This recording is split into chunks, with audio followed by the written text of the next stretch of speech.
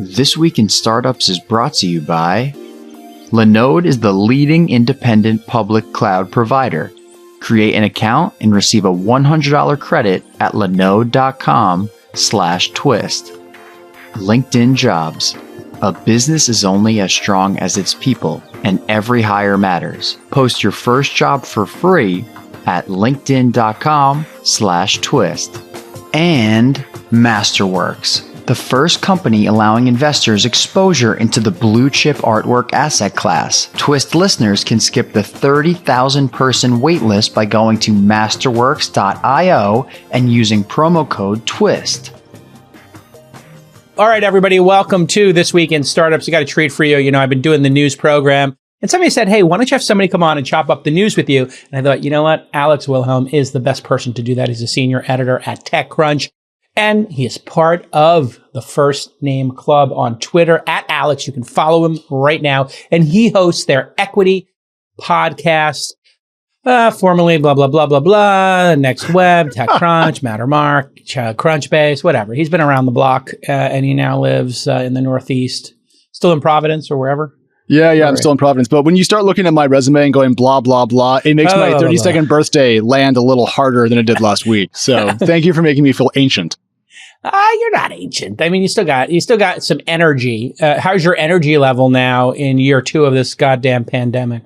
You know, I'm actually doing okay. We've adapted to having a third dog who's actually racing around my office right now. And, fantastic. Yeah, but dogs wake up at like 5. And so I've been waking up at like 5. And so I've learned how to just be kind of chronically exhausted, Jason. You know what? It's interesting you say that. We got a pandemic dog. We got another bulldog. So we have a 15-year-old bulldog, Fondue, and then we have a new one, Maximus, as in Gladiator Max. And he's like 9 months old now. And yeah, Max loves at 5:30 in the morning to walk in a circle and do the pee-pee dance, which is, if you don't wake up, I'm going to pee. Yep. And, you know, that is great motivation to jump out of bed in terror that you're about to be peed on. That's literally my life now. I'm just very lucky. My wife is studying for her boards right now, so she has to wake up really early and study before work. And so that means I can usually pass off the 3 dogs to her, but it didn't work this morning. And so at 5 a.m., there I was picking up dog crap in the backyard. Just a really great way to spend a morning, I gotta say. It used to be so nice to go to an office and be an adult and live in a society. It was a really interesting society. Do you remember society? I remember a lot of public transit in San Francisco, waiting for buses that were full when it was raining, standing on the sidewalk, and then drinking bad coffee in an office when everyone had a cold. So, like, I dismiss your romanticism, and I love working from home, which I know we'll get to in a little bit. But it's interesting when you think about it. Like, was there anything that you enjoyed about going to the office? Oh gosh, I love working less. It was great. Like, because at the office, there's so much stuff that looks like work. Oh, so true. Yeah. Right. Like a meeting or a walk and talk. Yeah. Or getting lunch with your colleagues, team building, all that stuff. Now I just the old 90-minute lunch with the 15-minute walk on either end. You get 2.25 hours out of the 7.5-hour day. Fantastic. Jason, I never worked for Google. That's not how my life was. Holy on the roof. All right, listen, it is a crazy news week. Where to begin? There's so much that was interesting this week. I want to ask you, what to you was the most interesting part of the week? Not the most important, but most interesting to you, Alex. The discrepancy in how Duolingo traded versus how Robinhood traded. Because if you had said the fintech company will perform less well than the edtech company, I would have been like, every VC has lied to me if that's going to be true. And yet, here we are. Edtech's looking great and fintech took kind of a hit. So I'm still digesting this kind of like post-unicorn IPO liquidity. It's strange to me. Yeah, and so obviously I'm an interested party, was an angel investor in Robinhood. Congrats. They are trading today at, thank you, $36.11. They went out at $38. I think they hit 40 at one point. I'm looking at it right now. 40.25 is the 52-week high. But some amount of this is, I think, due to the fact that they gave a third of the shares or something like that to their actual rabid user base in their direct IPO product. Do you think that had some sort of impact here, or the summer?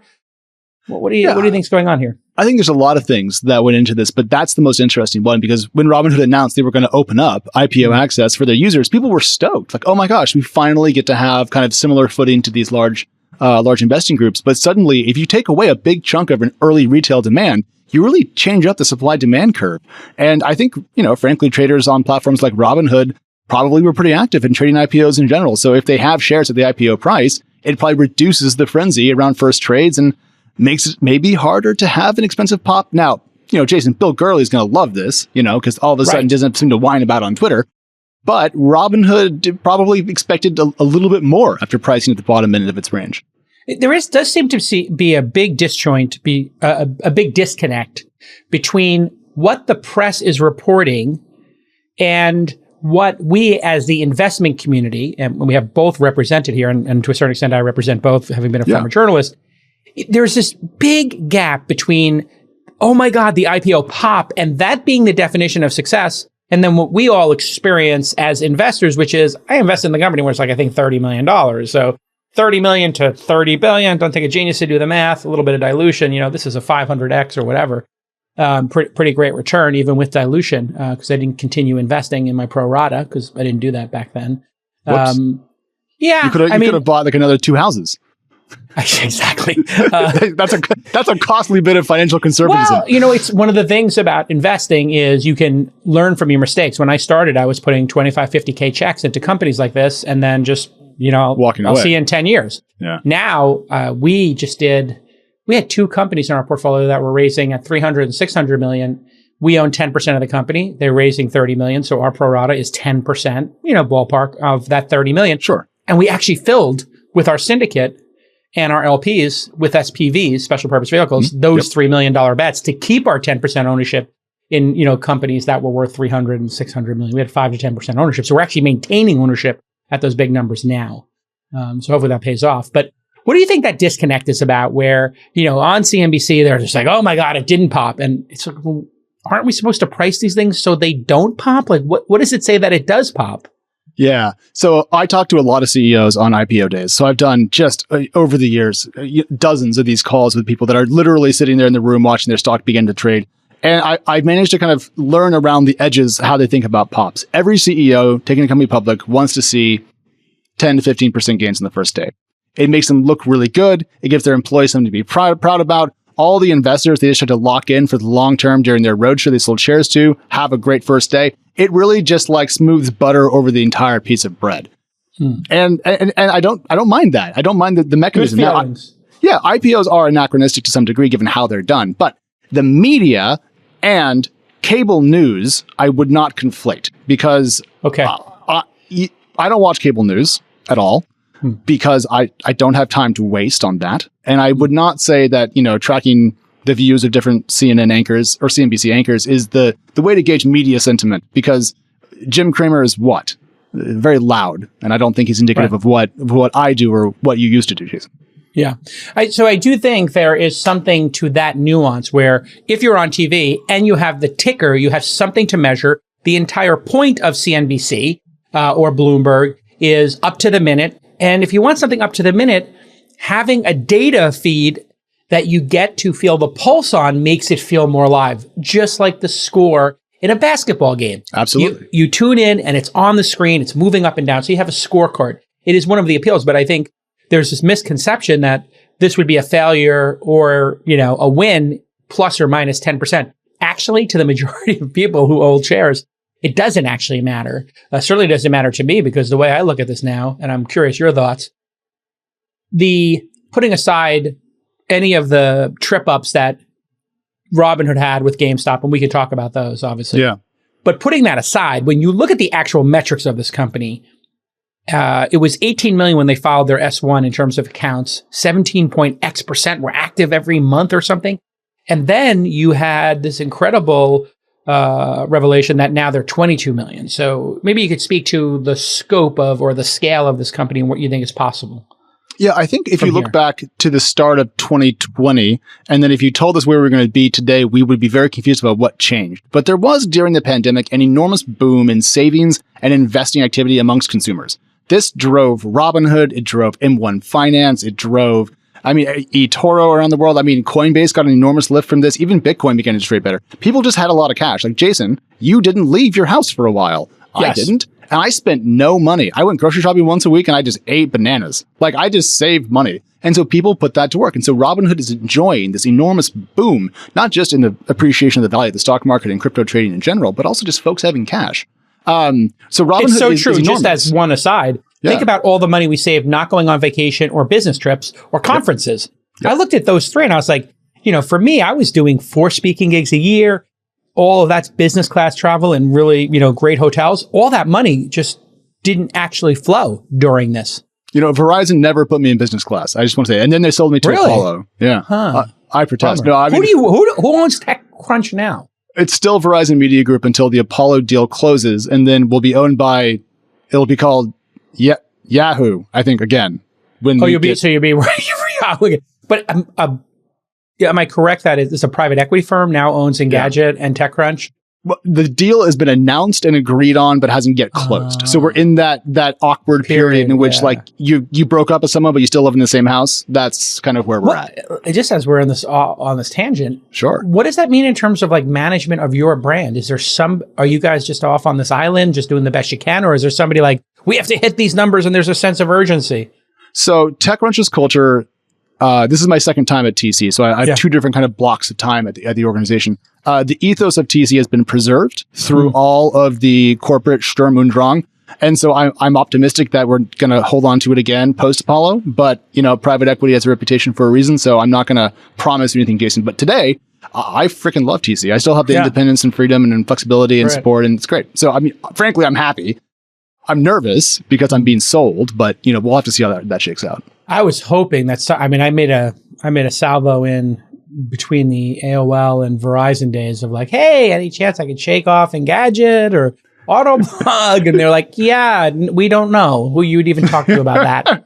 I'm like, okay. Yeah. It's like trying to see if I can, or even TechCrunch. I was like, I'll take all of these brands. Like, do you have are they for sale? And they're like, we don't know. I'm like, who knows? They're like, nobody. Like, well, it turns out the whole package was for sale and we're being sold, and you'll love this, Jason, for roughly 0.5 revenue.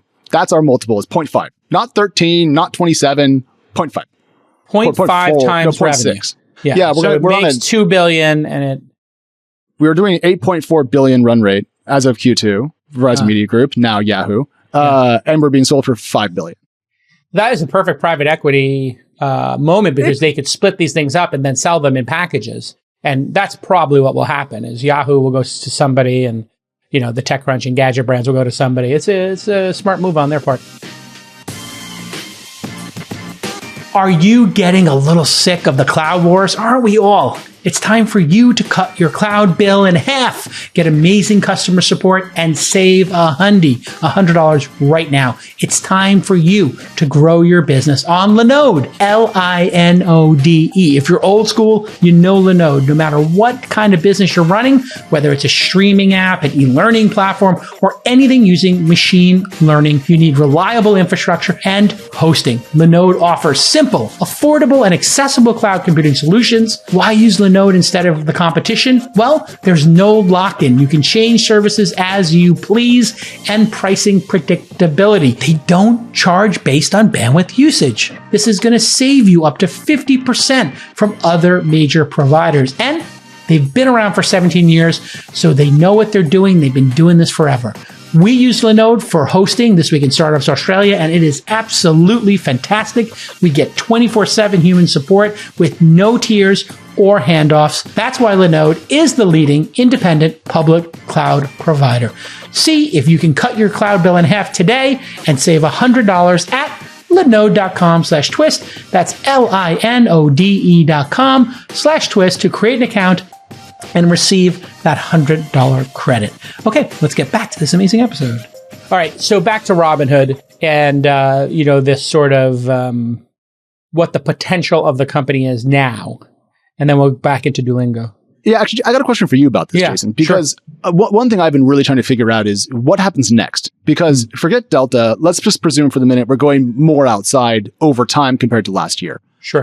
This is going to impact a lot of stuff, like people spending time online could go down. People's time trading could decrease. And I'm trying to figure out how to think about Robinhood's growth in the back half of this year in light of the changing world, because up to this point, the results have been pretty much pandemic results that we've been looking at, and they've been amazing.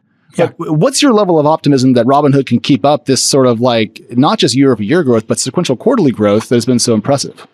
Yeah. So when you go public, the profile of the company becomes extraordinary. And during a crisis, the profile becomes extraordinary. What happens during a crisis like GME, or in Uber's case, when they had surge pricing crises, is people go, what's Uber? Well, what's Robinhood? Right. And so this is a paradoxical thing. Now, I'm not saying venture capitalists or CEOs or shareholders hope to have a crisis. Of course you don't. It actually turns out almost inevitably that the crisis grows the company. And so the more the company is put under the microscope and ripped apart or savaged on Twitter by consumers or virtue signaling people or anti-capitalist social people or correctly by journalists or incorrectly by content creators, whatever it is, all that does is elevate the brand. So I think the brand is now getting elevated and people are going, it's so easy to use. And you get this, what we call in the industry, over-the-shoulder virality, which is somebody is opening it and somebody sees it over their shoulder and goes, what's that? Oh, and then they give them a little tour of the product, which is how Snapchat and Uber and DoorDash grew, is people would just hand their phone to somebody and show them the app. So I think that that's going to be the big thing. And then you think about adding Roths, 401ks, and, mortgages, all kinds of devices could be added here, which the IPO access is one.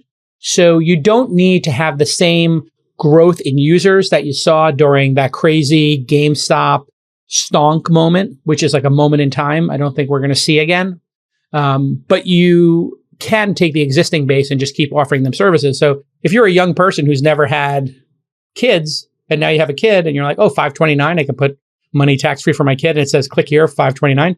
You're not going to go call your broker at Goldman or Alliance Bernstein or where Morgan Stanley, you're like, I don't want to talk to anybody on the phone. I just want to take out my app and have that product.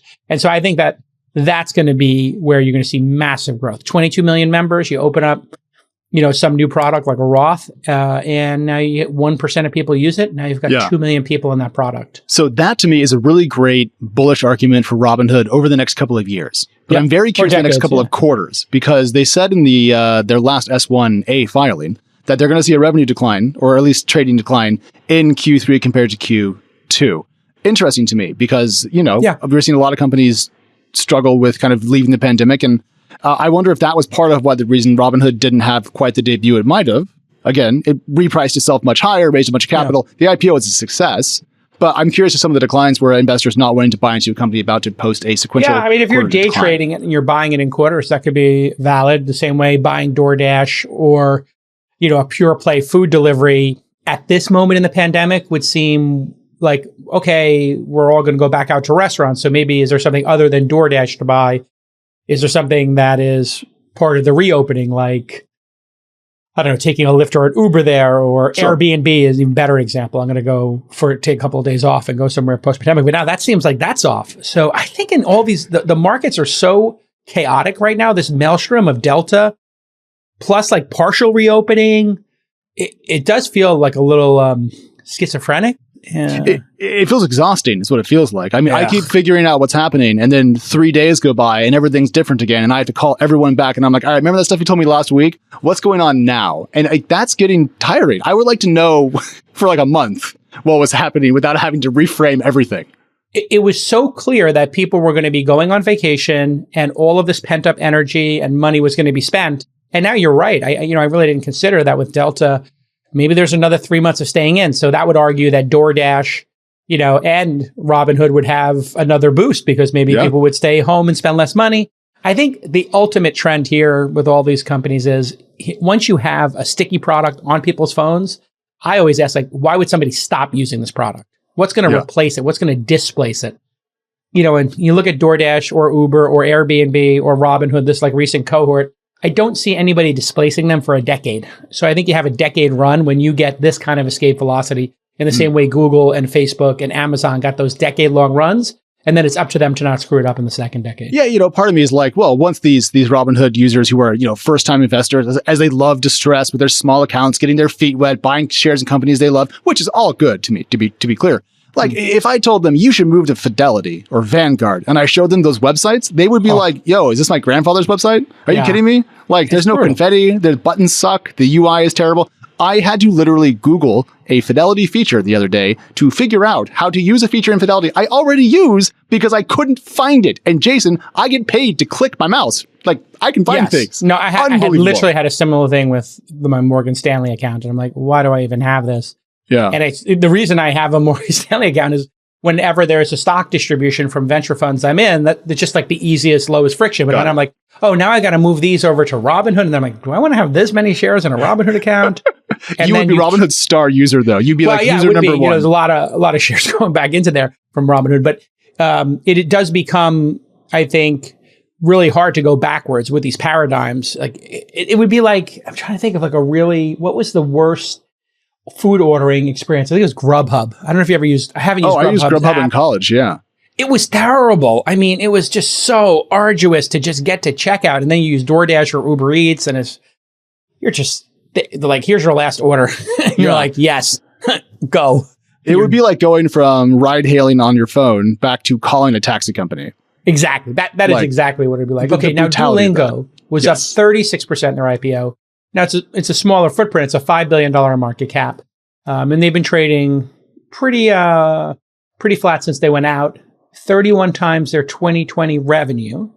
Yeah, and then they had just under 100% growth in Q1. And then they had, I think it's 45% midpoint growth in Q2 based on their current estimates. Got it.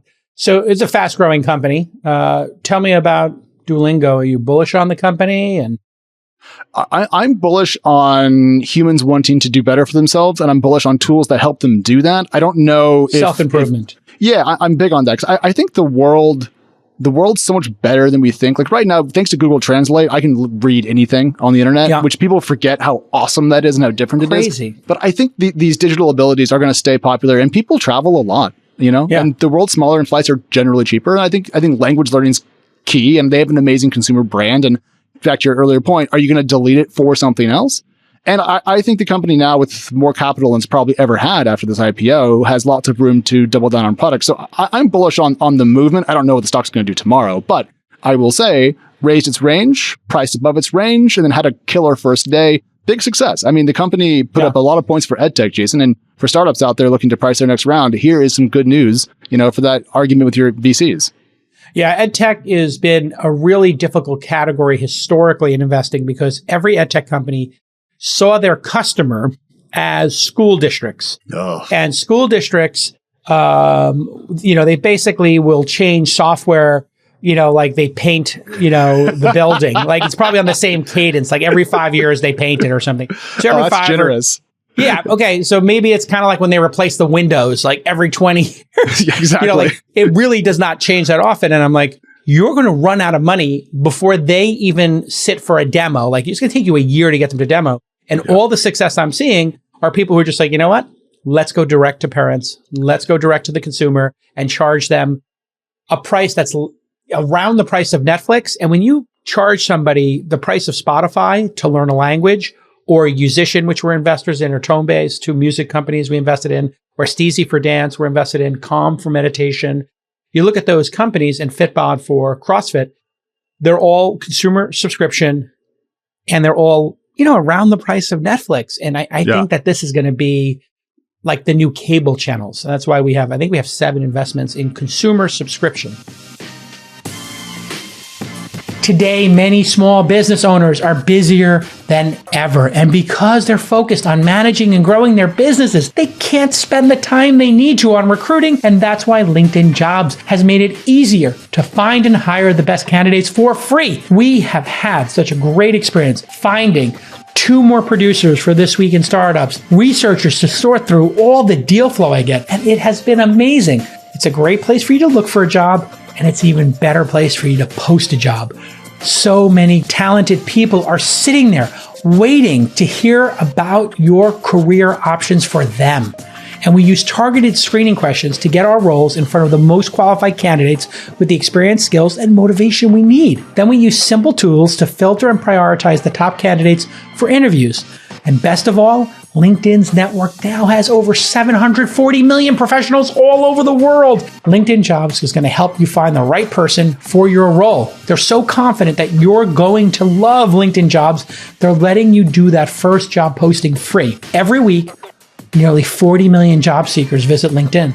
They're waiting to hear about their next career adventure, and you just have to go to linkedin.com/twist and post that job listing for free so that you can make their dreams come true and have that great employee join your team.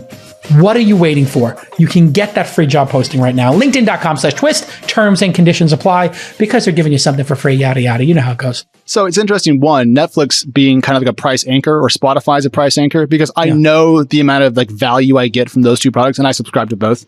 And so to me, if you ask me for the same amount of money, I have an expectation of like what you're going to give me for it. The other thing is, it's funny to hear us be so bullish on consumer tech and subscriptions, because if you go back like, 8 years ago, VCs were saying, don't sell to consumers, they're higher churn. It's like selling to SMBs, but worse, your ACV is trash. And here we are with Spotify doing great. Netflix is still crushing it. Duolingo showing this is a viable model. Consumers have really changed their behavior. And I think that it's good to see that model get the respect now that it didn't get back when it was unfashionable. And you got to attribute that to Spotify, I think, and Netflix saying, if you pay us, we'll give you something extraordinary without ads in it. And I don't know about you, but I am looking at my collection of streaming services, and I've realized I am now getting pulled out of the advertising pool. It's harder and harder for advertisers to reach me because I have the YouTube Premium. Yeah, YouTube. I don't know if you pay for that or something. Yeah, it was called YouTube Red. I don't know if they call it YouTube Premium now. Wait a second. They changed your logo when you have it. Yeah, they call it YouTube Premium now. It used to be Red. And so your logo changes to Premium. What's really interesting about Premium, I think it's $12 a month. You don't see ads, which then has made my YouTube consumption go through the roof because I watch Sopranos clips. I watch sports clips there. I watch all my sports shows. Instead of going to ESPN and trying to find Knicks coverage, I just type the word Knicks in and I can watch all my Knicks coverage with no ads. Then I have Hulu. Hulu has an option for no ads. I elected for that for whatever it was, $4 extra a month, I think. NBA League Pass for $40 extra. You can have no ads. And what you see is the arena video. Yes. Which is really great. I love it for like watching MLG games, which is what you want. And then Netflix and Disney and HBO Max have no ads.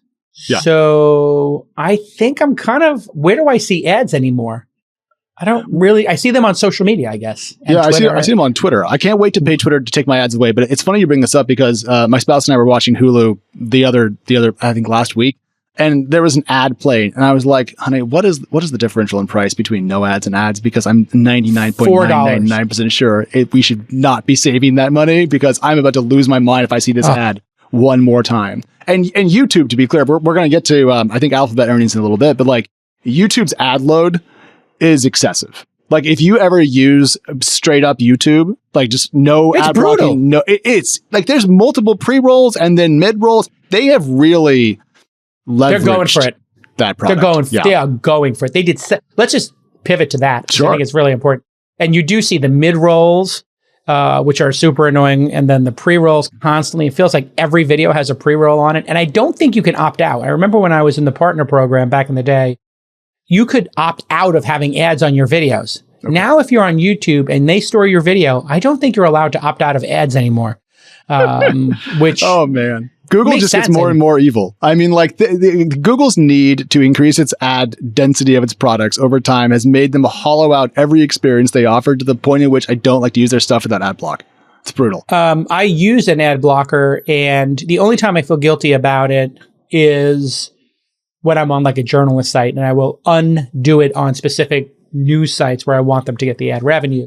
But I don't feel I don't feel bad for it in other places, and it's not like I'm an ad clicker anyway. But looking at YouTube specifically, it grew 80% year over year, $7 billion. Pretty extraordinary. The growth is crazy. It's getting close to Netflix in revenue scale, which is simply it's exactly crazy. The same, right? $7 billion both this quarter. And what's really fun is if you look at the Google network revenues, so kind of like the off-site Google stuff, the ads they run, historically a big chunk of Google's ad business, it's now just $600 million more in the last quarter than YouTube. So YouTube is about to kind of surpass this critical old piece of Google revenue. But the YouTube gains were very impressive. But I'm curious what you made of the Google Cloud changes, because revenue did good, losses declined. I was pretty bullish about Google Cloud, and I don't know how you view it.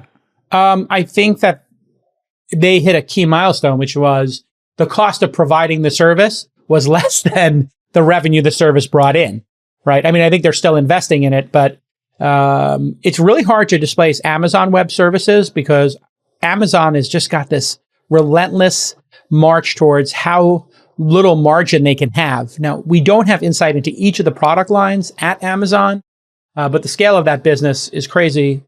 But Google's cloud is super important for them to win as well, because if Amazon just has the biggest cloud in the world and Azure and Google Cloud fall too far behind, you don't want a monopoly in public clouds. But, here's a question for you, Jason, because you talk to more startup founders than I do, which is saying something.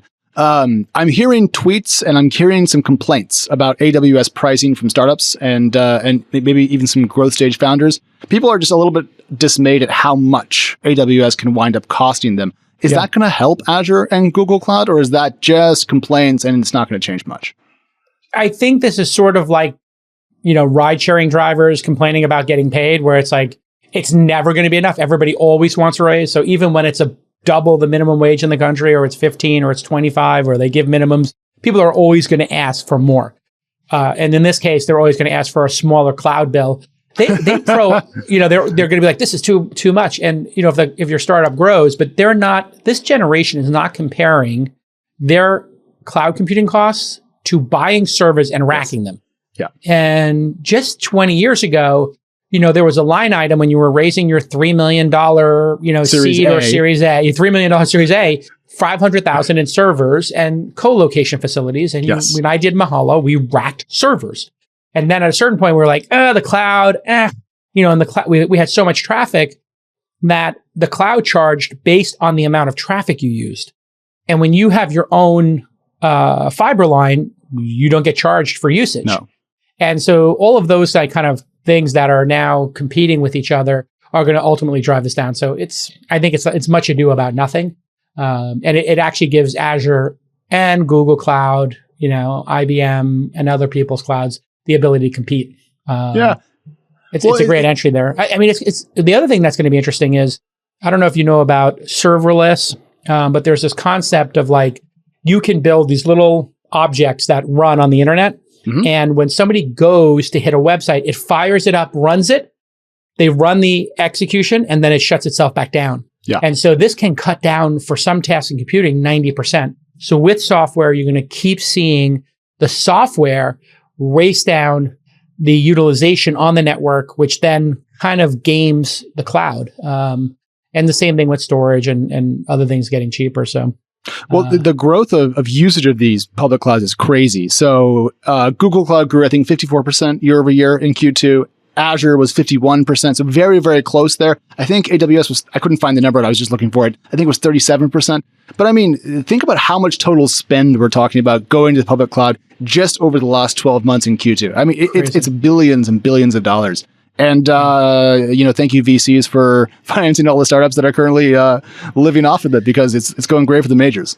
It definitely has changed everything in terms of the funding of startups. You literally took out 20%, 30% of the cost and the time.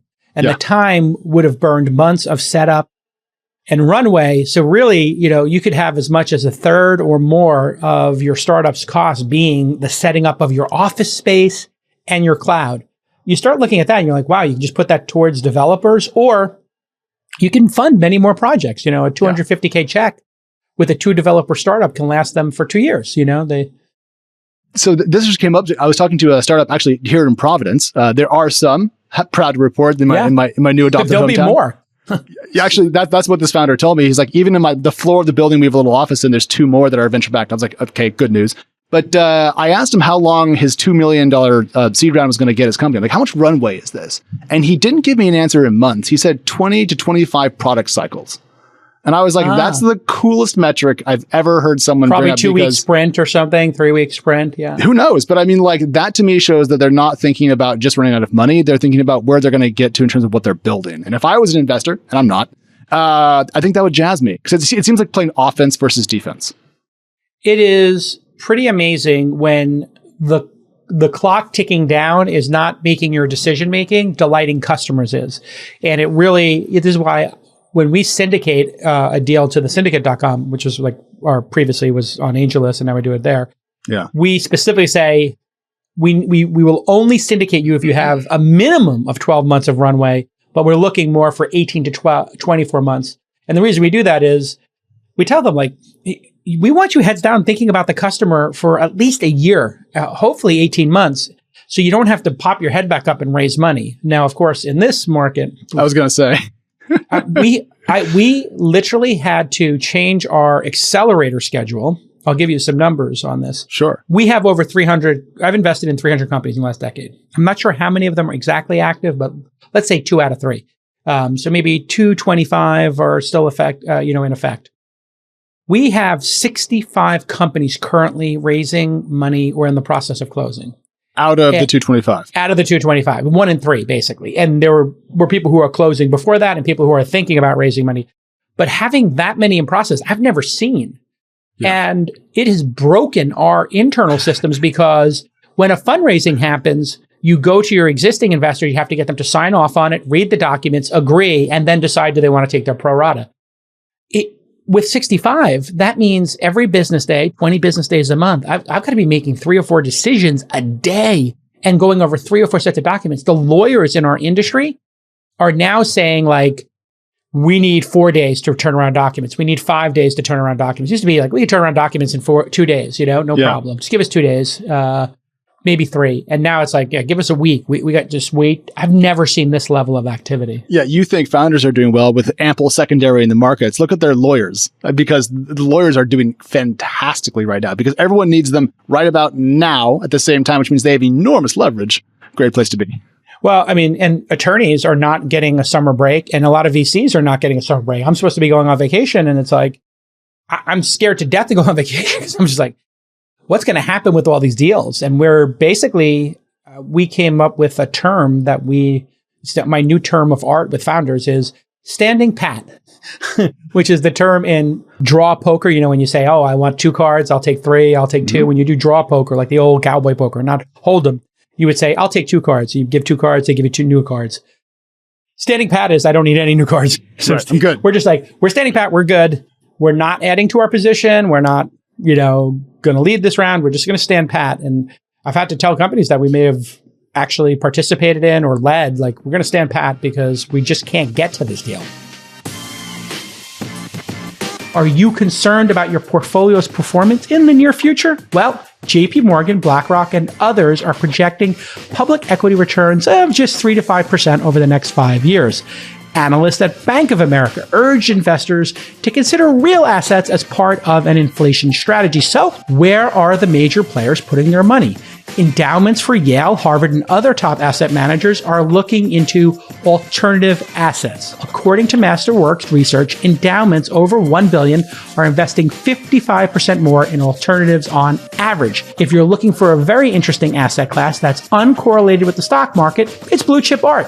Masterworks.io sells shares in multi-million-dollar paintings by artists like Banksy, Picasso, and Warhol. According to Masterworks, contemporary art has appreciated 14% annually from 1995 to 2020, outperforming other real assets like real estate and gold.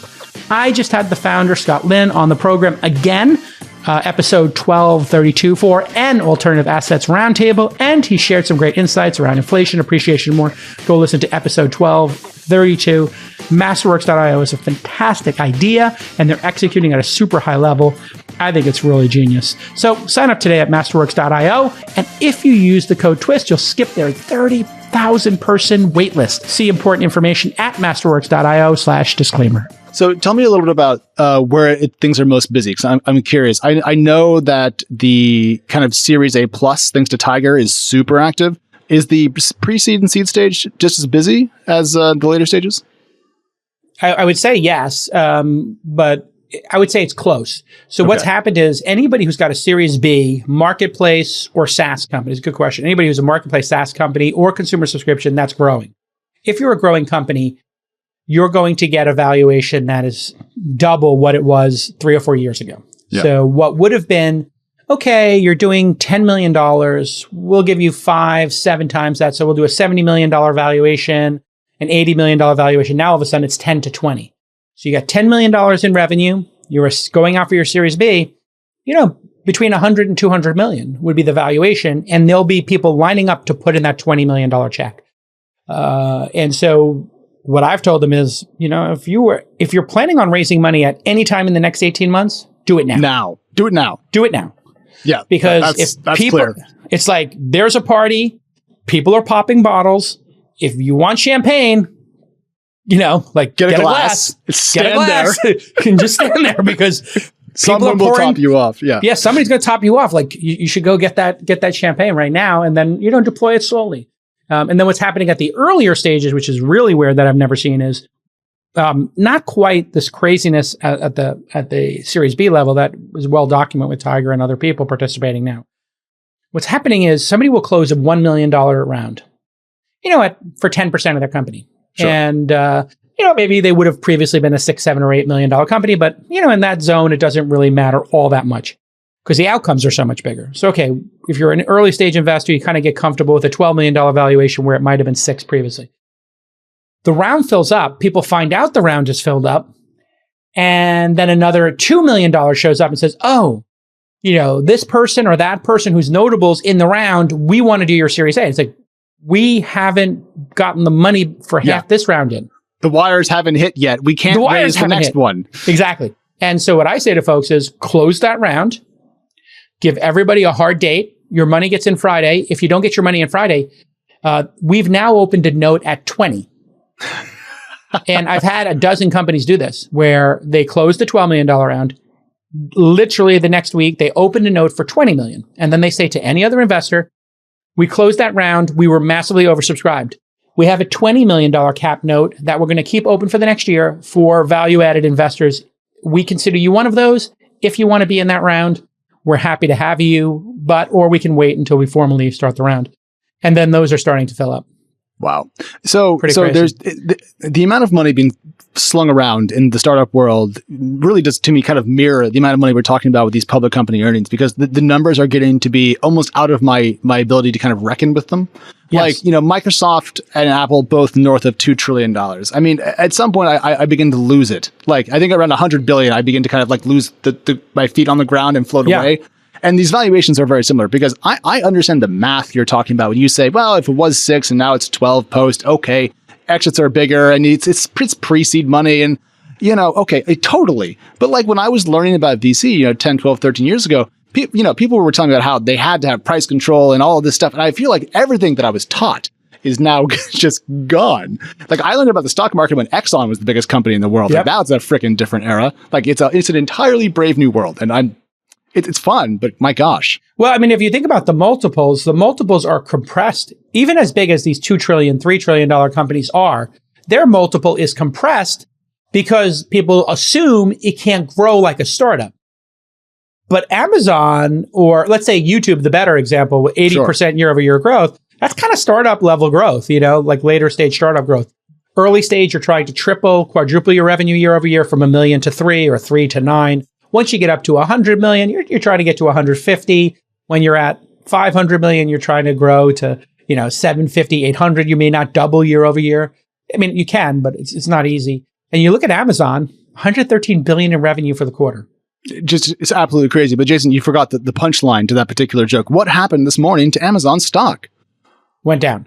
It went down. Now tell the people why, because this is the funnest part of the show. Well, I mean, they missed their revenue number by 1 billion. I think it was a little bit more than that, but essentially it was 115 was the expectation. They hit 113. Yeah. I think, if I'm correct. Yeah. So, I mean, but just looking at the run rate of 443 billion is insane. And then you just compare that to, GDP, they would be the 27th in the world. That's pretty extraordinary. They would be right by Austria and Iran. Yeah. So here's why I think Amazon took a bit of a hit. If you look at their Q2 earnings report and you spend a lot of time going past all the bullet points they put on top about new Kindle features they announced that you're not going to use, I love that. I don't know why they still do that. Like, why do they do that? It's like, really? You even produced the Kindle? Oh, when's the last time I even saw a Kindle? Okay, I own, let's not erase ebooks here. I own 2 Kindles and I'm a big fan, but like I use them to read. to be clear. Yes. If you go to the financial guidance section of the Amazon Q2 report, you'll see that for Q3 of this year compared to last year, they're expecting net sales to grow between 10 and 16%. So Amazon has kind of like reached the end of its pandemic growth surge. And I think investors had higher expectations. And critically, it was priced like it was going to grow more quickly. And so it lost some of that growth premium. Amazon still had a great quarter. Like if I ever do 113 billion a quarter, please put a pound on my head and a scepter in my hand. But like compared to expectations and how they were valued, it was a bit of a miss. And so I have friends who struggle with like great quarter and it's a miss, and it's technical. But like it was a surprise, I think, to a lot of folks when they saw that headline number and then what happened to their stock. So yeah, and there's also going to be this, changing of the guard. Jeff is no longer in charge, so I think that makes some people nervous.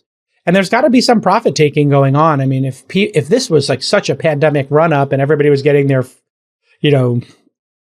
6 months worth of, remember that last year? Oh yeah, 6 months on your shelves and like fighting for, wipes, and we were wiping our food down and wearing gloves and masks to unpack our cereal. I was one level below that. Whatever level of panic that was, I was one step down, but not too far different.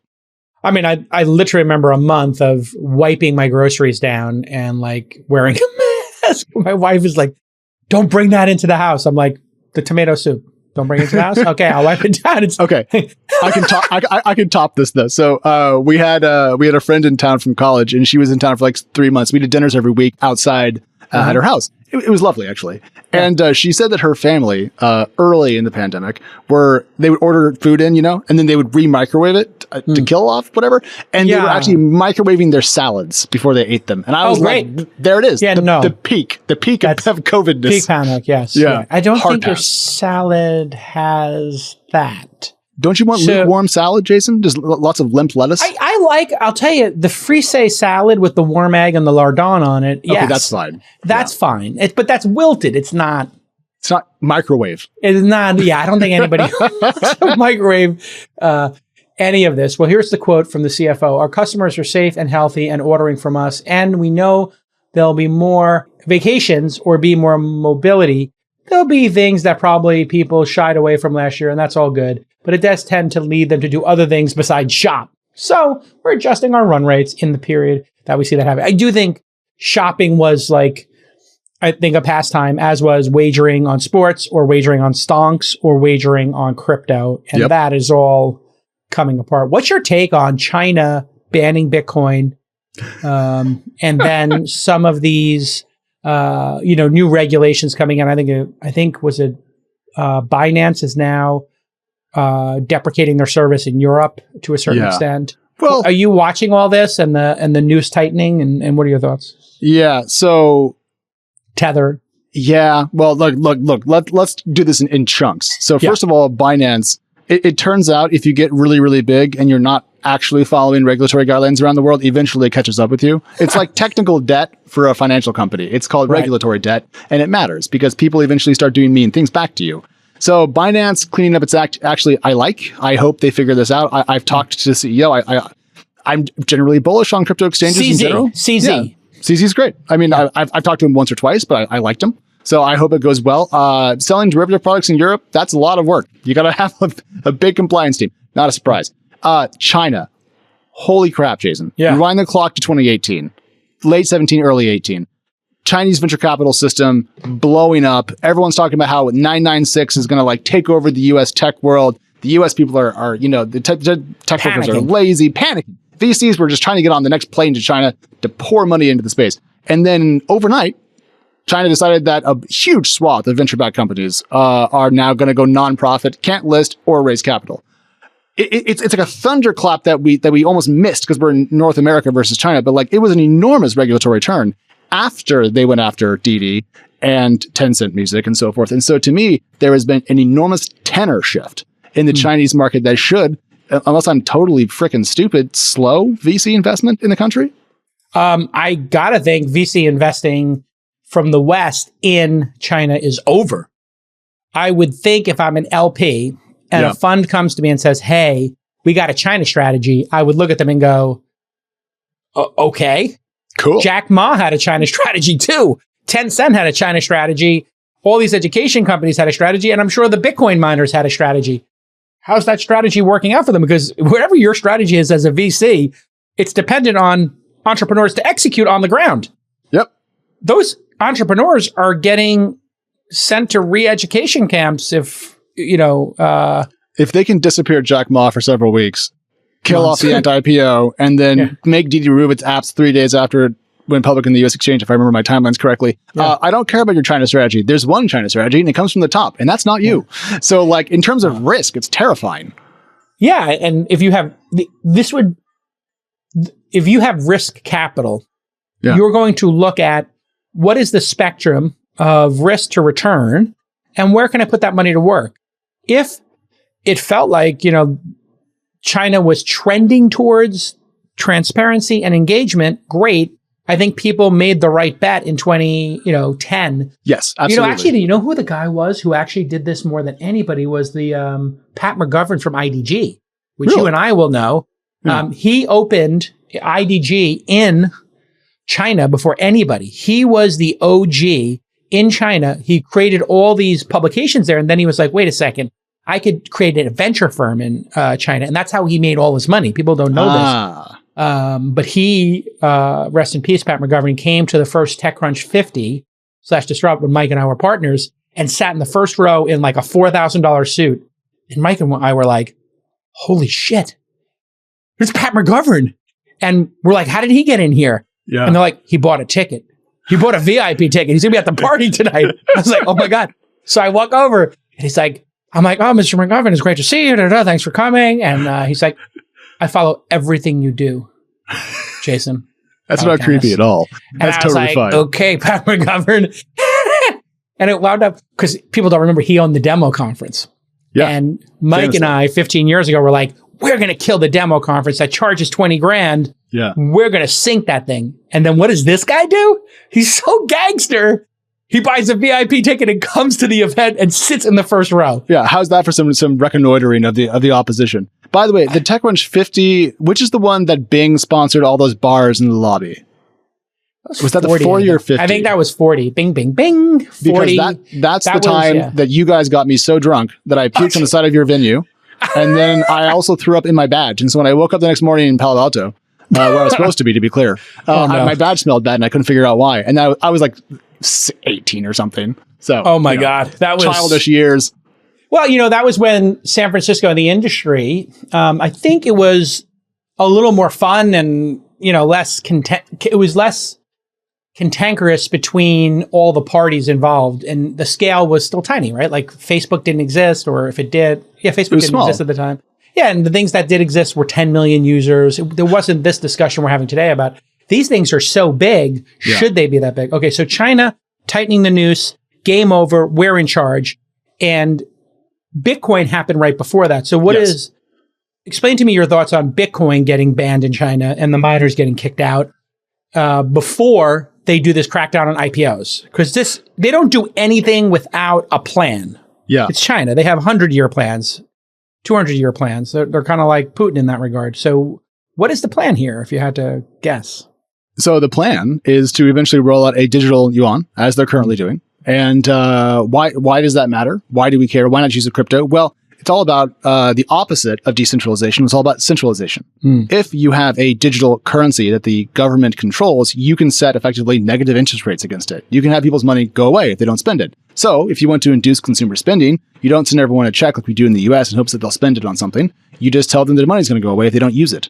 And so suddenly the government has much, much more control over the local economy. Now, if you're going to have this digital yuan, people have to use it. And if there's an alternative, say, I don't know, cryptocurrency like Bitcoin, maybe, they have a way out. And you can't have that. And there has been constant saber rattling about the banning of Bitcoin in China for so long and the mining thereof that everyone in the crypto community just viewed any China news as FUD. Just ignore it.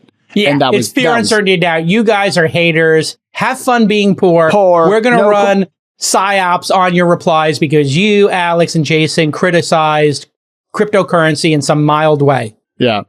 Crypto's fine. It doesn't bother me at all. But, and then they finally, after several minor things over the years, the big one happened and now you can't mine crypto in China and they seem to be very serious about it.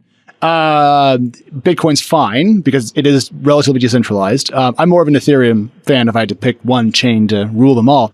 Why is that? Smart contracts?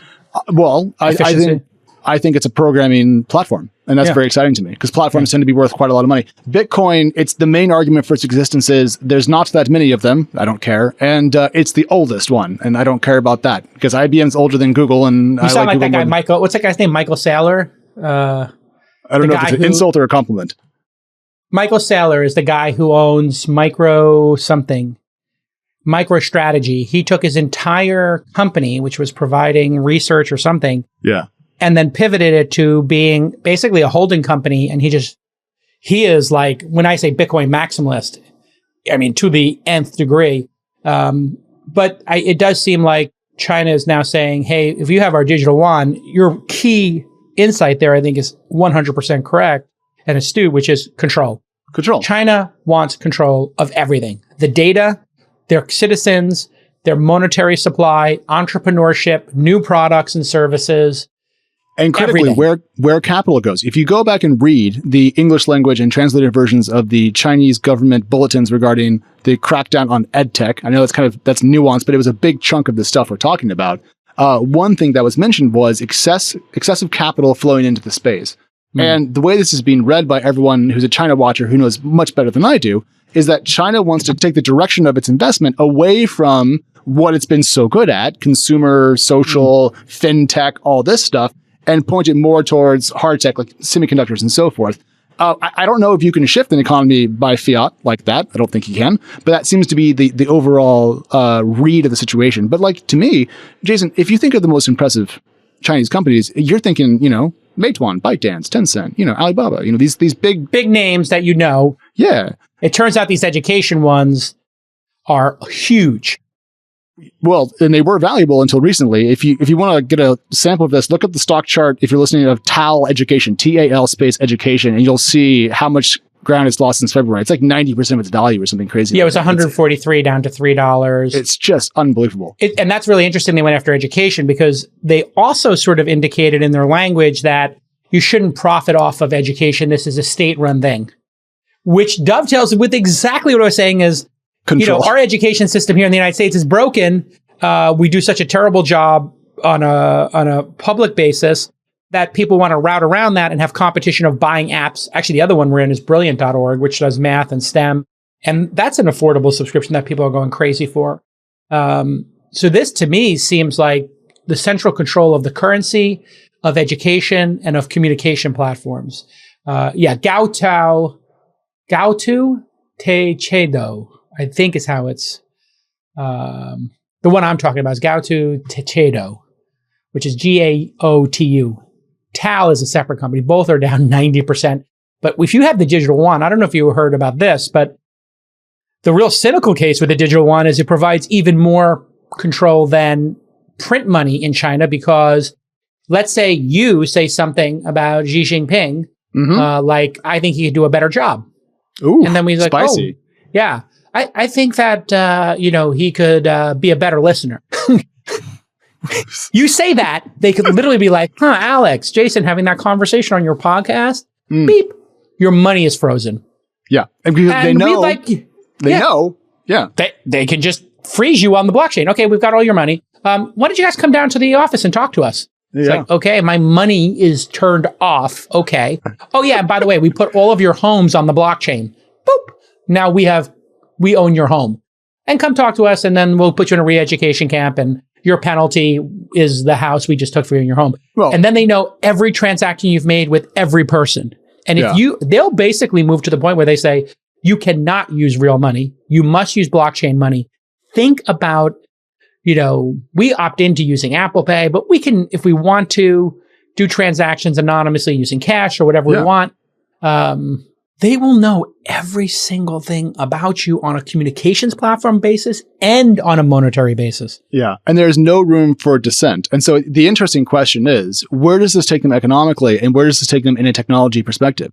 Look, I'm going to come out as a capitalist once again on this show, but like as a capitalist and someone who's in favor of liberal democracy, I don't think central planning is the way. Be careful, you're about to get canceled.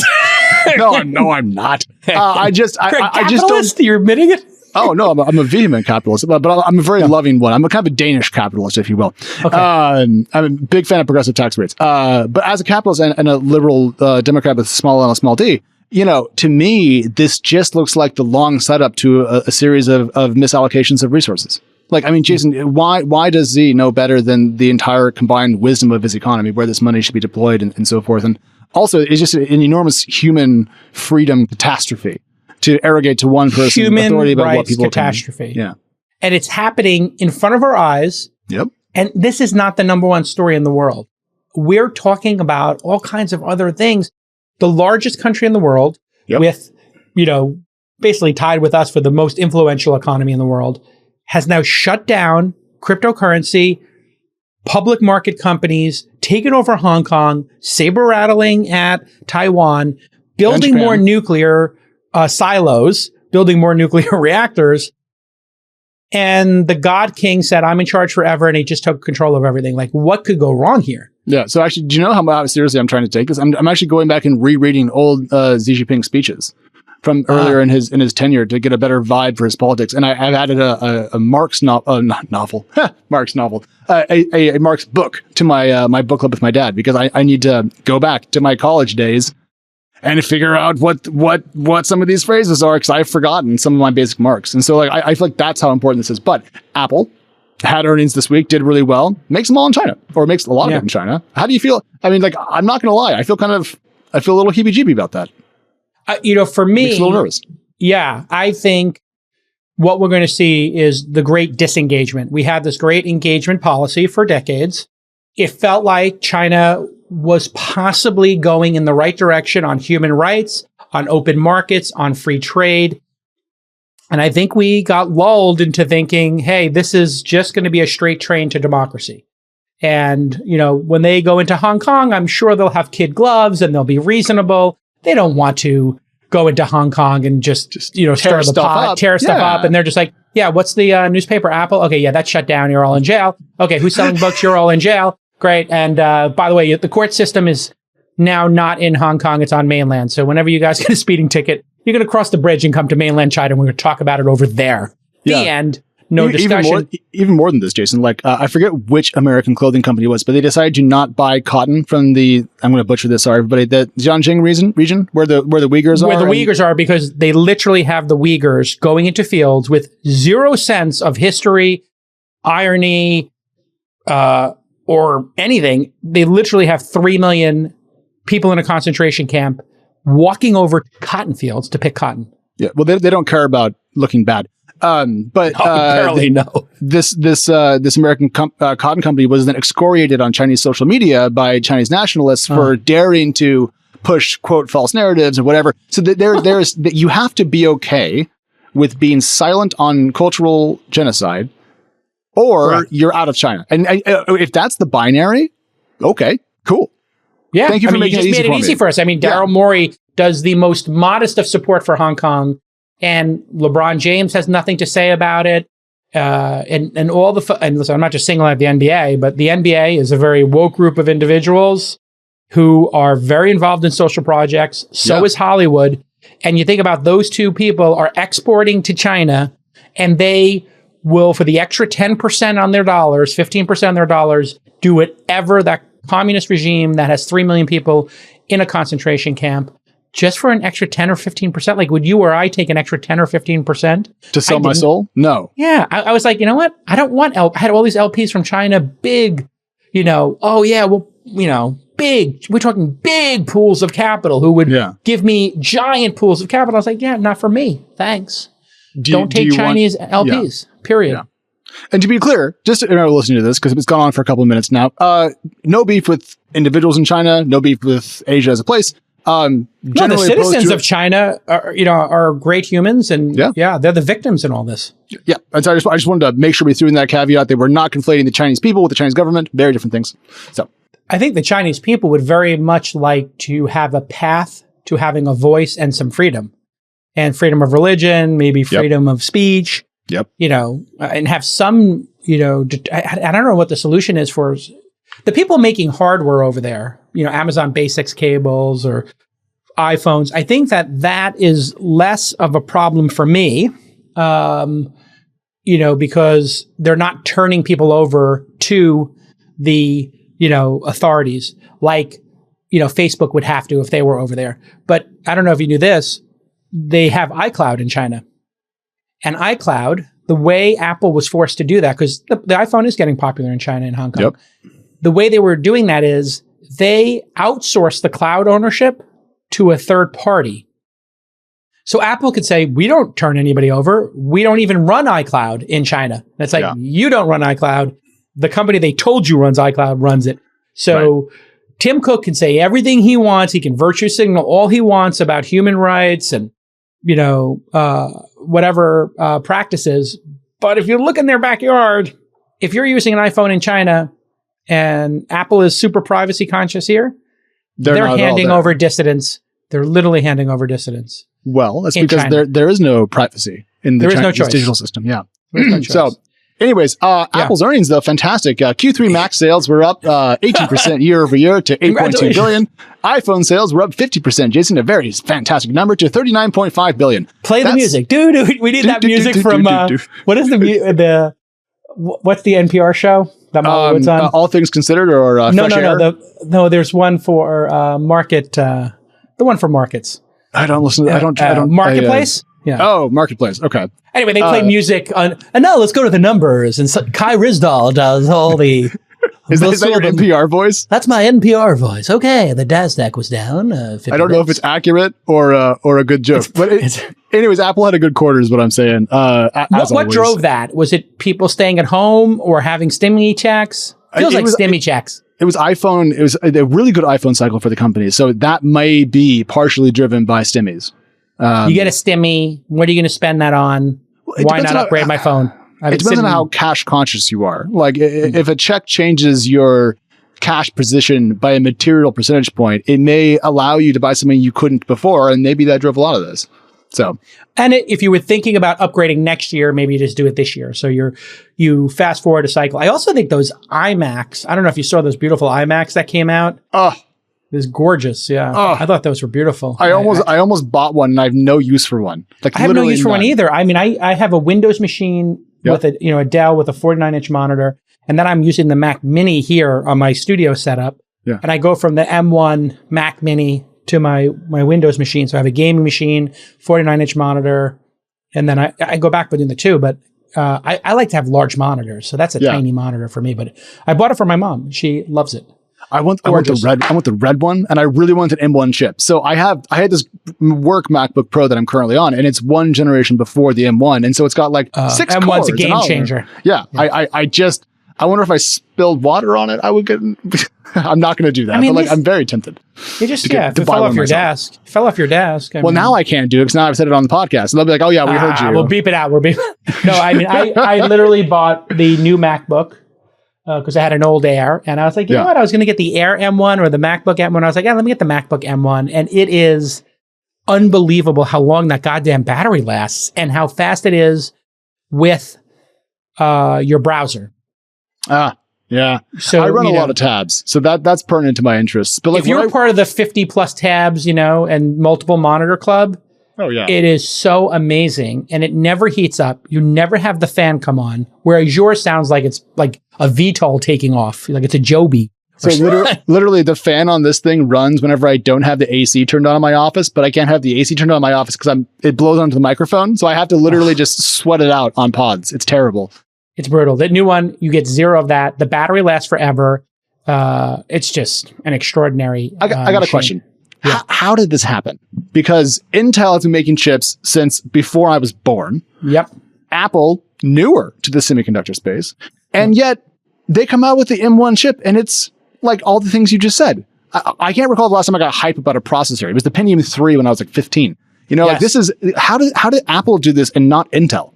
Okay. It's a great question. I think what happened was Apple got very interested with the A series of chips in the iPhone of we need to control our destiny, and the chips we're getting from other people are not going to get us where we need to get in terms of a competitive advantage. And once they started realizing graphics and battery life are two of the key features of the phone. In other words, if your battery lasts longer, you can do more intensive processing. If you can do more intensive processing, you can take better pictures, do better picture software. You can play better games. That combination of needs said purpose-driven chip. Okay, we have unlimited money. We are selling billions of these devices. And then the engine in our car is made by somebody who doesn't understand what we're building and the scale of this. F it, we have to do it.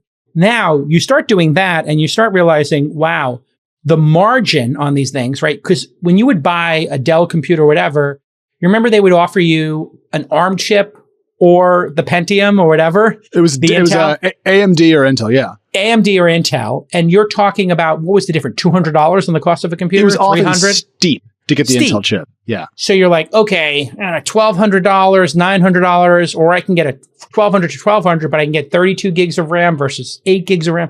We made those trade-offs. And I think that's why purpose-driven silicon came to the phones. And then they were just like, you know what? How do we win laptops? Yeah. Batteries. And these stupid fans going off.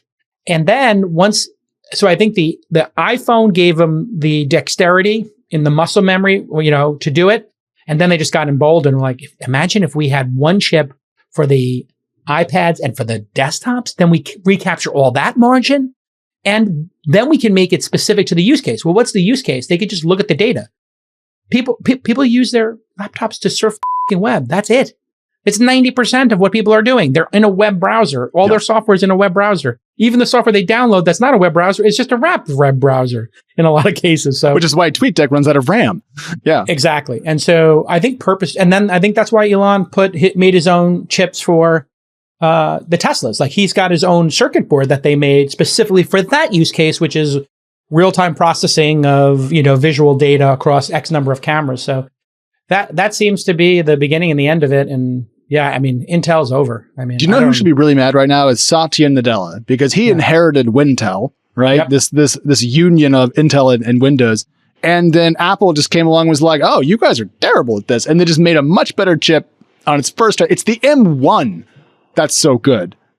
Yeah, can you imagine how dope the M3 is going to be? It's going to be incredible. I consider the M1 like the A15 or whatever. Yeah, because they're up to, I think they're up to 14 or something with it. Oh, has it been that many? Gosh, I'm getting old. Yeah, it's been a lot. I'm trying to look. The A4 was March 10th to September 2023. That's the A4 in the series. So, and the A14 Bionic is September 2020. So, I mean, they're doing it every year. They come up with a new A processor. And that's the soup to nuts, experience that I think Elon is doing with Teslas. Like, he makes every part. Not being dependent on anybody in the supply chain is, I think, Tim Cook and Elon came to that observation at the same time. Yeah, it's interesting. Actually, Tesla is working to secure different elements for its batteries direct from mining companies now. Yeah. Going back to the going direct thing. I mean, they're literally saying, look, we're buying a lot of this stuff. We don't need to go through anyone else. I've literally have talked to Elon about this many times over the years. And he's like, materials come in this side of the building. Cars come out that side of the building. Cars come out the middle. And then in the middle, there's a battery pack being made that goes into the car. But basically... he said something. I remember when he was building the Gigafactory. I usually don't talk about my conversation with Elon, but this is public knowledge now. The Gigafactory out in Nevada, he showed it to me when he was just building it and gave me a tour. And he's like, this is the company. The company is the factory. It's not what comes out. The factory itself is the product. And that was like, oh, my mind is blown now. The factory Amazon is the product. And warehouse tech. Exact analogy. Yes. Like Amazon, when no one was looking, was building robots for its factories and building these hyper efficient logistics setups. And everyone thought it was just like this bookseller. It turns out the warehouse is Amazon, and they bought that company, right? They bought that robotic company that does the couple of them. More than one. Yeah. They bought the one that's like the flat one that zips around and looks like a hockey puck with. It looks like a hockey puck zipping stuff around. It does seem like the super cycle of tech combined with the pandemic is this like perfect superstorm, if you will, of adoption of this technology, because I don't know what it's like in Providence, but I'm assuming when you go to a restaurant, there's no more waiters. You just take a picture of a QR code you order from your phone on Toast or something, and then they bring you the food with a runner. It depends on where I'm going. I live in a kind of a small businessy part of town, kind of one of those collegiate streets, but lots of little shops. So those are still pretty hands-on. But even at those, now the QR scan the thing, pull up the website is happening even in those places. And a lot of restaurants are still mostly, pickup. Like there's this little cafe near my house called it's fantastic. I eat there like more often than I should because it's right around the corner. And, they just have a whole table now set up permanently for pickup. And like, that's just now a de facto thing. So it's all digital for me, essentially. Yeah. And I think that if you think about the economy post-pandemic, whenever post-pandemic exists, which I thought we were in the post. I'm so depressed I'm frustrated. I have a lot of emotion about like how we screwed up the reopening, because I thought this was the YOLO time. We start going to concerts again. And I wanted to go to Broadway. I wanted to do everything this fall and summer. And my Lord, these selfish people who won't get vaccines, we have to figure out a way to get them over the... But before we go to Pinterest and we wrap up, like, let me just make a point about that. I haven't seen my parents since December of 2019. And if Delta blocks me from being able to fly them out here, I don't see them until this Christmas because some people won't get vaccinated, I shall be mad. I miss them. I like them a lot. They raised me. I would like to give them a hug. Well, but they're vaccinated, I assume. Oh, yeah. My whole family is full of rational scientists, so no worries. It's fine. Yeah. I mean, and then people are like, oh my God, the people who are getting vaccinated, the people who are in the hospital in this town are vaccinated. It's like, the town is 90% vaccinated, and of course, the people who do come, some are going to have COVID, but they're not dying. But anyway, my point of this all was, I think that's one of the things that's going to stay. And the idea that being a waiter or a server, I think we're going to just get rid of millions of jobs in this country that were hostess, server, maitre d', and register or whatever, cashier. I think those are just, everybody is applying that technology. And there were restaurants who did not ever think they would let people order their own food from their smartphone, who are like, this is so much better. Oh, Jason, there's this restaurant near-ish to me. That's vague enough so Nick doesn't have to bleep it out, called Al Forno's. And it's a relatively well-known Italian restaurant. If you live in the Northeast, you've heard of it. It's fancy and lovely. And they came up with a really amazing takeout strategy during the pandemic. Like, this is the restaurant where like it was like only valet parking, like fancy people go there for like like birthdays. It was and now they're like parking slot 4 and we'll bring out your Italian food. Like everyone adapted so quickly across the economy. It's been a real human story of flexibility in the last 18 months. All right, should we end on Pinterest or going back to work in offices and the delay of that? Let's do going back to work in offices, because I read your notes about this and I want to hear your thoughts. Well, I think we talked about this on the All In Pod. We predicted a couple of episodes ago, like, of course, if you're in tech and you're going to reopen your office, or, you're going to force people to be vaccinated or they can't come to your office, especially if you're doing hybrid. Why would you allow unvaccinated people in the building? And so, of course, I guess Netflix, Google, and a group of people are now going to force you to be vaccinated if you come to the office. Mm-hmm. And I think that's the carrot. And I think that has to make its way to sporting arenas, restaurants. In San Francisco, there's a movement to force, if you want to go to a bar, you got to show your vaccine card. At Lollapalooza, they said you have to show your vaccine card. And if the FBI put out a notice, if you make a fake card, you're going to go to jail and you're going to get a huge fine. So like there will be enforcement of people doing fake vaccine cards. So I think that this is the only choice we have to keep the economy going, is to have vaccine. I hate to say it, but like the carrot didn't work and now there's going to be a stick. Like you're just not going to be able to participate in certain things in France, Israel, and now the United States, period. Yeah, which is reasonable, given that the vaccine is safe and it's free and it helps protect other people and stop being so selfish. Now, to be clear, if you can't take it because you're immunosuppressed or so forth, we're not talking about you. We're talking about people who can get it and won't. Those people are the problems. Not 3-year-olds who can't get it yet. I'm talking about the people who are 37 in Duluth who are refusing. I hate you. Everyone else is fine.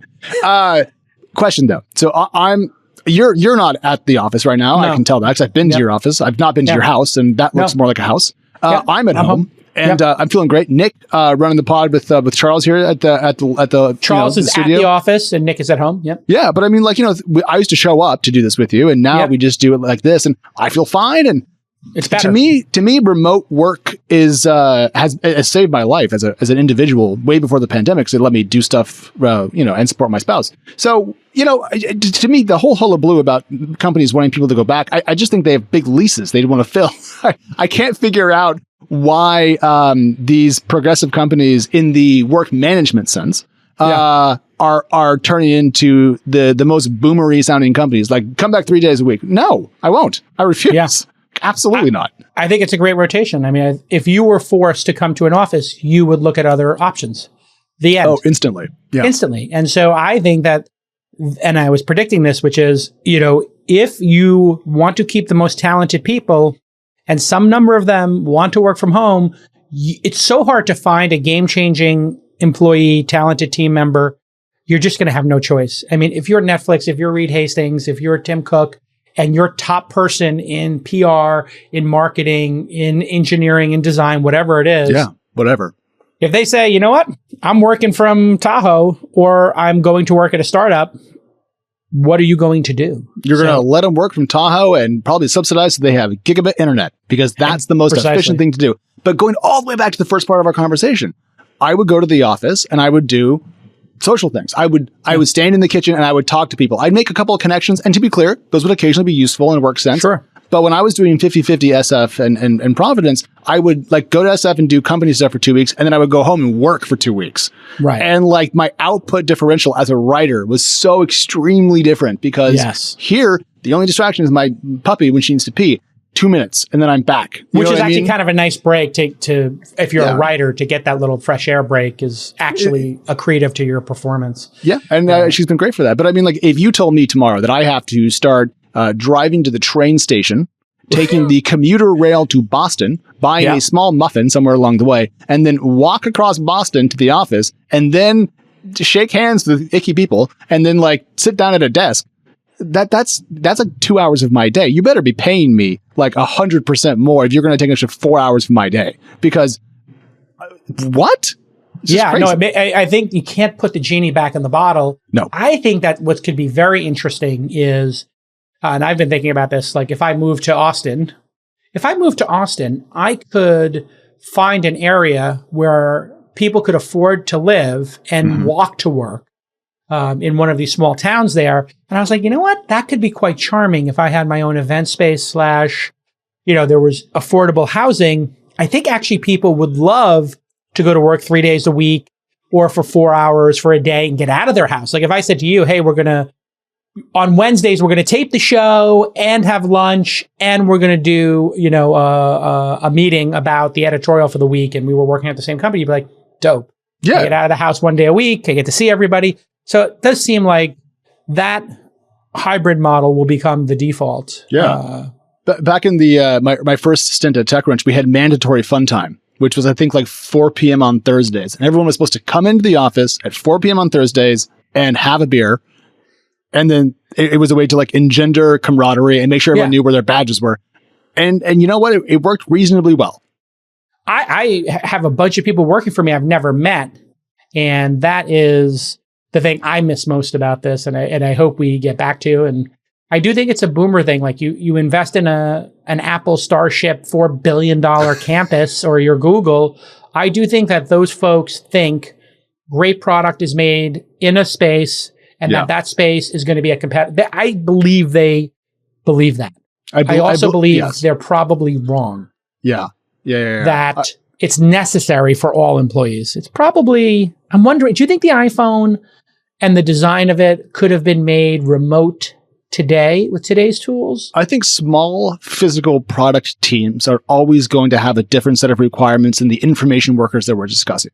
Yeah. You know what I mean? Right. So developer different than writer. Writers and developers different than Johnny Ive and Steve Jobs. Yeah. If you're literally inventing a new category of device, you're going to want to sit in a room with mock-ups and touch them. Yeah. Good. Johnny Ive can go to the office. In the meantime, I won't be. Last question for you. Yeah. Middle management and a lot of people that thrived in the office environment feel increasingly superfluous to me in this moment of more productivity and going to work. So does this thin out the leadership ranks of companies? Okay. Two great things that people will not talk about publicly, but that is being talked about privately on boards, on walk-in talks between investors and management, which is dead weight, middle management that, set up the meeting, set the agenda for the meeting, and basically lorded over people and made sure they were at their desk on time. All that bullshit is gone because we're just looking at output. Yeah. And it's hard with remote workers to judge output. But if you're forced to figure that out, which everybody has, just like the restaurants were forced to figure it out, what you eventually realize is, okay, those middle managers were doing nothing. They were just really performative, and maybe they wrote great TPS reports, but you don't need a TPS report if your team is keeping track of themselves on Notion. So self-reporting is something I worked on with my teams, and the investments is just have people write in Slack what they're doing at the start of the day. And at the end of the day, reply to their own start of day with their EOD. And I wrote this whole article, which is my whole teams at Inside and at Launch write SOD, closing this deal, doing this, cleanup work, reviewing these legal documents. At the end of the day, they reply back to it and say what they did. Total transparency. You manage yourself. And then when you leave the company, we can look at your end of weeks and what you did. And we say, okay, reviewing legal documents, we'll outsource that. That seemed to be 30% of what this person was doing. And the other 2/3, okay, you're going to do 1/3 and you're going to do the other third, or we're going to deprecate what we're doing. We don't need to refill that position. Yeah. So it actually makes you understand exactly what everybody in the company was doing. Yeah. And that means no middle managers. Yeah. Yeah. And that'll scale pretty well. And there'll be some other model for something else. But I mean, the idea of having like 13 layers of management between X and Y in the org chart, I mean, and thank God. Thank God. I mean, those people were annoying. There was the people who would come by your desk and talk to you and take you out of your rhythm. No. Yeah. Be like, hey, let's go. Can we go for a walk and talk? And you're like, literally, you're stealing my words. Yeah. You got a minute? No, I don't. Because it's 15. And 2, it means that I'll have to leave late. Yeah. Don't you have anything to do?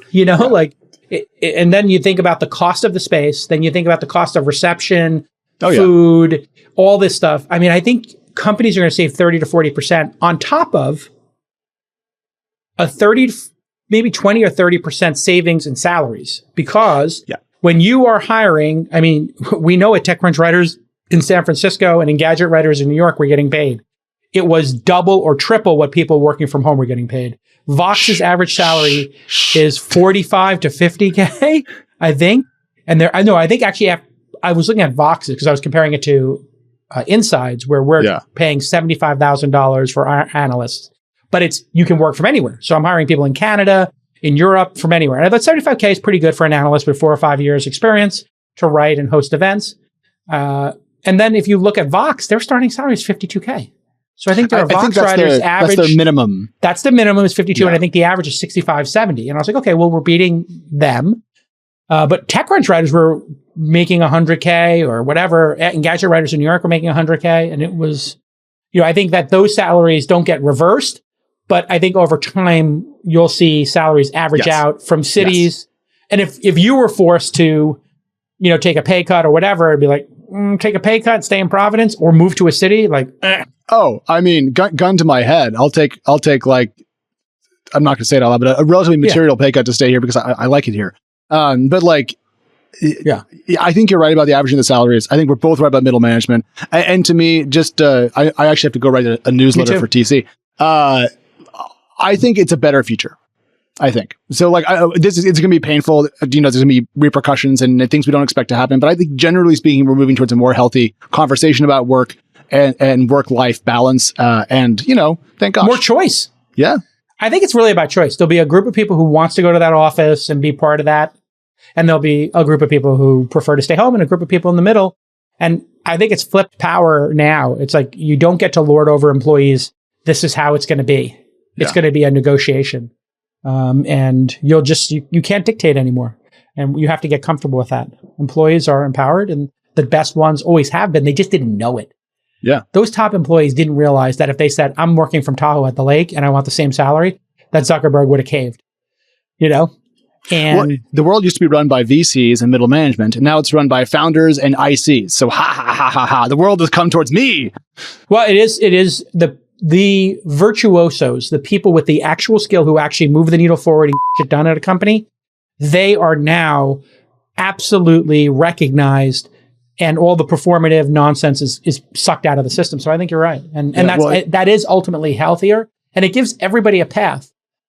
Just work on your skill, provide some specific, tangible benefit to the company or organization you're working for, and then you get all that time back. You get 10 more hours back a week.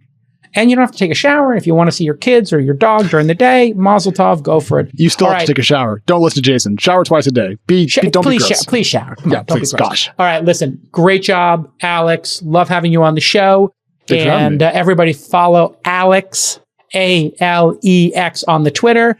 And then for the podcast, are you doing the podcast regularly? Yeah. We do a couple every week. Yeah.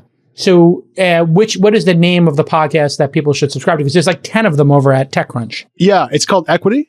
We've been doing it since 2017. Yeah. It's a show. If you like startups and VC and bantering about revenue multiples, it's the show for you. Because I've been on it forever, and it's how I kind of like digest what's happened during the week, and we try to have a good time. It's about 30 minutes long, so it's not too long. And perfect. Good times. Everybody go to your podcast player and search for Equity or TechCrunch, and you'll find it. And subscribe. We'll see you all next time. Bye-bye.